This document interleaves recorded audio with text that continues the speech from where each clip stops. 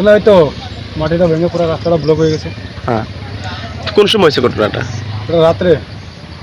আচ্ছা, মেইন রাস্তার পর। হ্যাঁ, মেন রাস্তা। এটা কোন রোড এটা?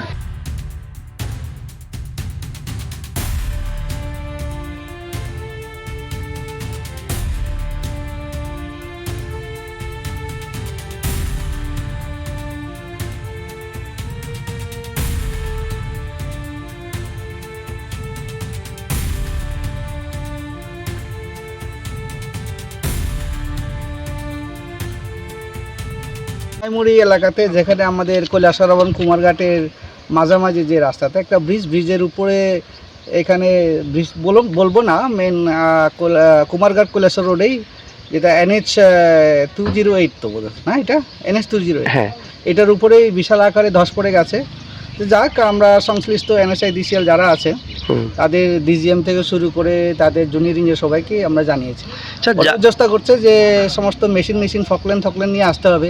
এটা ছোটো মেশিন দেওয়া হবে না, ওদের একটু সময় লাগছে। এনে আমাকে রিপোর্ট করেছে তারা এটা উইদিন 2-3 আওয়ার্সের মধ্যেই রিমুভ করে দেবে এটা। আমরা দেখেছি যে এখানে সামনে একটা স্কুল আছে, স্কুলের উপরে সাইডে যে রাস্তা আছে এটা ওটারই ফসল, দশের ফসল। যাই হোক, ওই মেশিনগুলো না এলে তো সরানো যাবে না, ওরাও মেশিন জোগাড় করার চেষ্টা করছে। আমাকে যা রিপোর্ট করেছে সকালবেলা আমরা জানিয়েছি যে তাড়াতাড়ি যাতে এটা করা যায়। যাও, যেহেতু মেশিনগুলো তাদের আনতে একটু সময় নেই, ফকল্যান্ডের ব্যাপার, একটু ছোটো ছোটো JCB দিয়ে হয়তো হবে না, তো ফকল্যান্ড নিয়ে আসতে হবে, আর কয়েকটা মেশিন আনতে হবে, তাদের লোক বলরে দরকার। আরও পড়ার সম্ভাবনা এখানে আছে, চতুর্দিকে গাড়িটারে আটকে রয়েছে এখানের মধ্যে, কৈলাসহর কুমারঘাটের গাড়ি সবই দিকে আটকে রয়েছে এখানে। এটাই হঠাৎ করে মানে এরকম হওয়ার কারণ? এটা কারণ উপরের দিকে তো যখন ইয়ে হয়েছে ওটার কারণ প্রবল বৃষ্টির কারণে এরকম হয়েছে।